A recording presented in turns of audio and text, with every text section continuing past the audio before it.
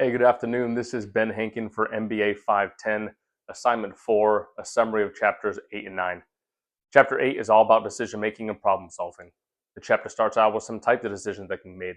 So, program decisions, right? They basically recur often enough that heuristics come into play. And you make decision rules for how to go about those decisions. You also have non-program decisions where they haven't really been encountered before, and you can't rely on those heuristics or decision rules to get you through them.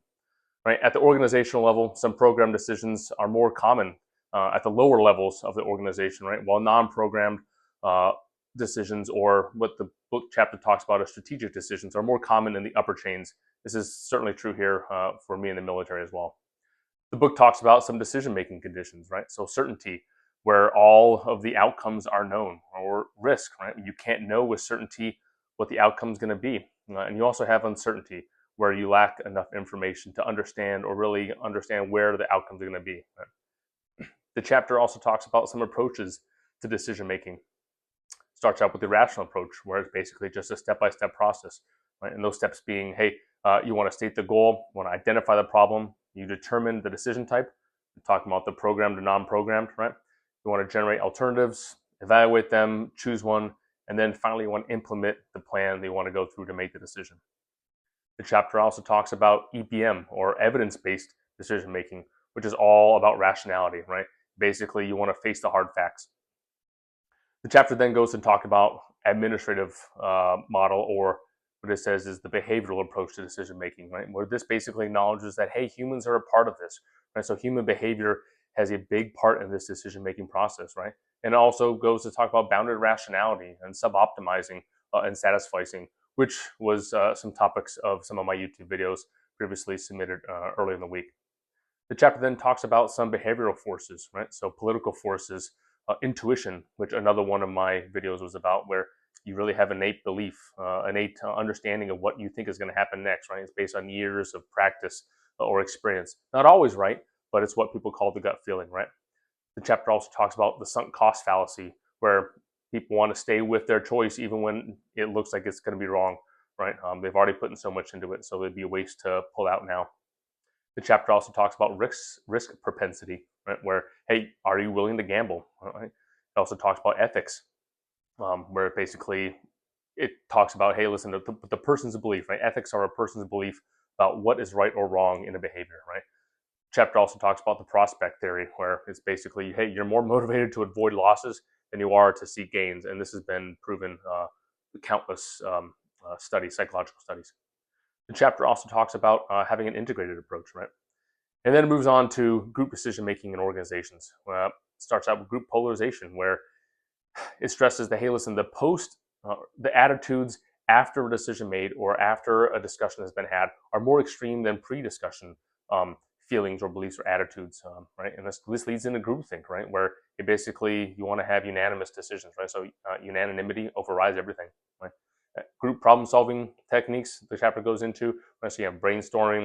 You can have the nominal group technique, where it talks about the individuals.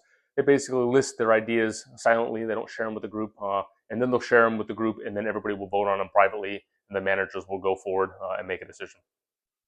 The chapter also talks about the Delphi technique, where you basically gather expert judgments from around your sector, whatnot, and then the manager summarizes it and goes forward.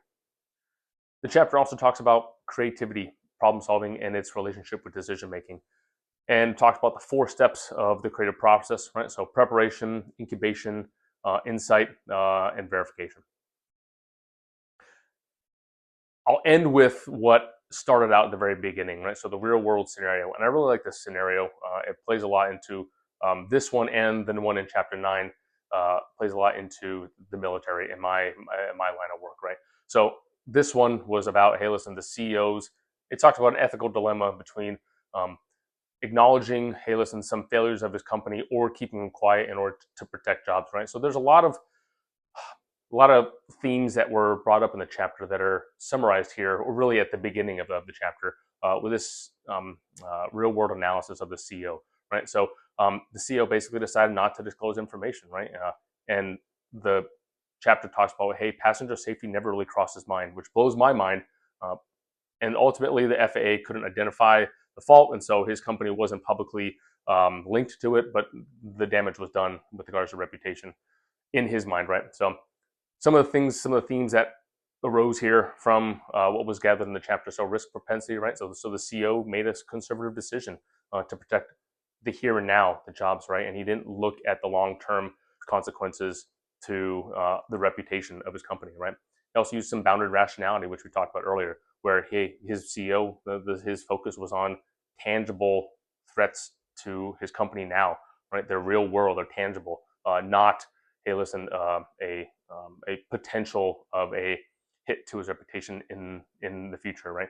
So I really like that real world analysis of the CEO. That plays a lot into the decision making we use in the military. We do opposite of the CEO, right? So we're always the people to flog ourselves because I can't risk, especially in the nuclear world, independent of it's on submarines or nuclear aircraft carriers. Right, we've operated 75 years plus with very few major accidents, really no major accidents, 2 of them, but those were unrelated to the reactor, right? The USS Thresher and the USS Scorpion. Thresher's sunk off the coast of New Hampshire, and the Scorpion is sunk off the Azores. But those have nothing to do really with the nuclear reactor. And so we've operated millions and millions of hours of safe nuclear power for the past 75 years because we do everything openly and honestly, right? We always take a look to say, hey, what is the best, what is going to take a hit to our reputation, right? That's it, or integrity. Like integrity, reputation is no-goes, right? If it's going to take a hit to that, then it's a no-go. So we're always looking to solidify our reputation and solidify the trust that the public has in us, the public has in me as one single dude to be in charge of a submarine of 140 guys and women, men and women, and a nuclear reactor. Right? So they send me out there to be in charge of one nuclear reactor. If I make the bad decision, then I've just wasted 75 years, 3/4 of a century of safe nuclear operations, and I halt all operations of nuclear-powered aircraft carriers and submarines in the U.S. Navy.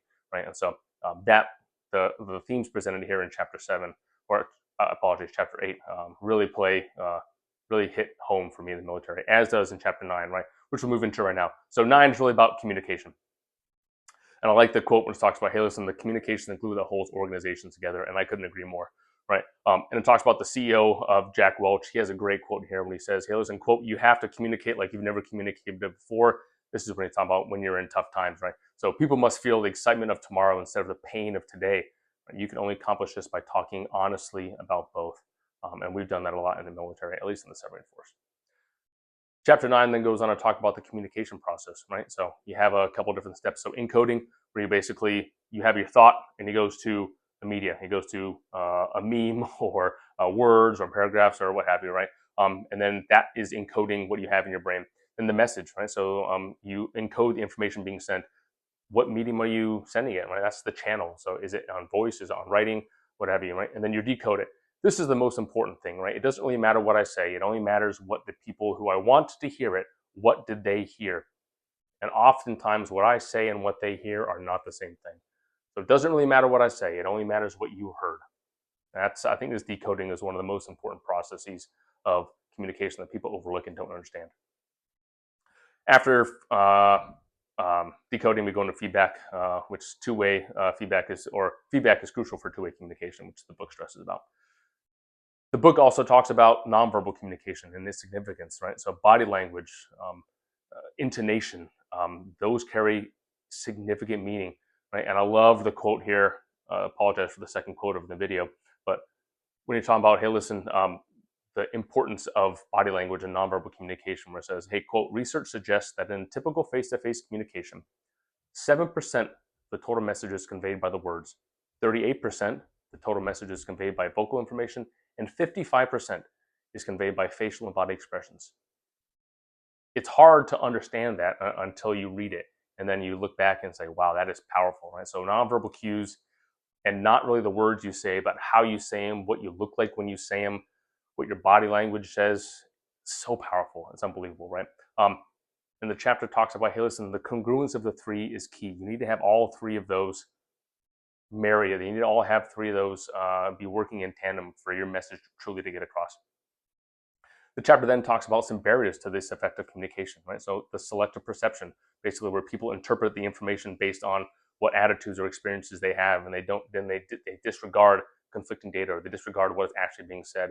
They already have the answer in their mind. It also talks about information overload, right? Organizational barriers, which talk about, hey, listen, hierarchical structures. This is super prevalent in the military, right? It works well in most scenarios for what we deal with, right? My job is to protect democracy, not to practice it, right? But rank is a very visible thing. It's on my uniform. And so that is a really significant barrier to communication. And so that's something that me and a lot of my peers are actively are conscious about. And so I'm not going to take off my uniform, right? That would do disservice to what I'm doing. But other ways that I can get my message across, right, and break down the barriers of people being scared of my rank, or me being scared of an admiral or someone else high above me, right? So it's all up to personality. So, but the hierarchical structures, and that's a big barrier to communication that I have to face on a daily basis. Chapter also talks about cultural barriers, right? So low context cultures, North America, Europe, we have very little nuance, right? We rely on explicit words, whereas other cultures, so PRC, Southeast Asia, rely on a lot of nonverbal cues. So the chapter then talks about some essential communication skills that you need to have, right? So listening, active listening, that's been huge for the last 10, 15 years, right? And it's crucial. Also, the ability to give and receive feedback, right? Your ability to write, your ability to have proper email etiquette. With so much communication going across, it's hard to convey your feelings or your nuances or personality through email, right? And so you need to be very, very careful when you're communicating via non-face-to-face or non-visual means of communication, like email. I also need to have presentation skills and meeting skills and stuff like that, right? The chapter then talks about some media and technology, right? So in this, going on to what we just talked about, hey, listen, to have the ability to have face-to-face, it provides the ability to have verbal cues to convey your personality, right? Whereas the things of technology, it doesn't, right? So the internet, right? Email, instant messaging, telenetwork, right? Or teleworks, collaboration software. Yeah, you can Zoom, whatnot, but that's not the same as being face-to-face. Webcasts, it also talks about, right? The chapter then goes on to talk about some organizational or communication in organizations, and also the impact of social networks. Talks about different types of communication, so downward communication, right? I like this one, the management by wandering around. That's what I do. I just get out of my desk and go wander around and see what the crew's doing, right? We also have upward communication, which is basically feedback and suggestions, right? We have a CO suggestion box. Horizontal communication between peers, diagonal communication, which talks about is across departments and levels. You can get a little bit of trouble there if you jump the chain of command, but it's usually not a problem, right? Formal communication, informal communication, so what you hear in the grapevine, and then also talks about social networking. The chapter then really talks about, this is the second real world approach about Twitters, right? And how they've created a culture of communication, which is a lot like what some of us try and do in the military, right? Basically, their executives are very visible. It's the same way in the submarine force. We're always out and about, right? And we have clear expectations. Twitter also tries to keep the message simple and consistent, right? If you have too many things coming at you, then people aren't going to know what to focus on. And they also have a culture of feedback. And so I think the submarine force, me in particular, we strive to create, build, foster, and grow a culture of feedback, right? Sometimes it's a little bit too ridiculous, right? Like I said earlier, we flog ourselves constantly, but that's the only way we can get better, right? I don't want to know how I'm doing good. That's just for the ego, and that's useless. I want to know what I can improve on. And so the culture of feedback really hit home for me. So I liked not everything that Twitter does, right? But I liked the stuff that pertinent in chapter 9. So anyway, this is Ben Hankin for MBA 510, assignment 4, a summary of chapters 8 and 9. Thank you.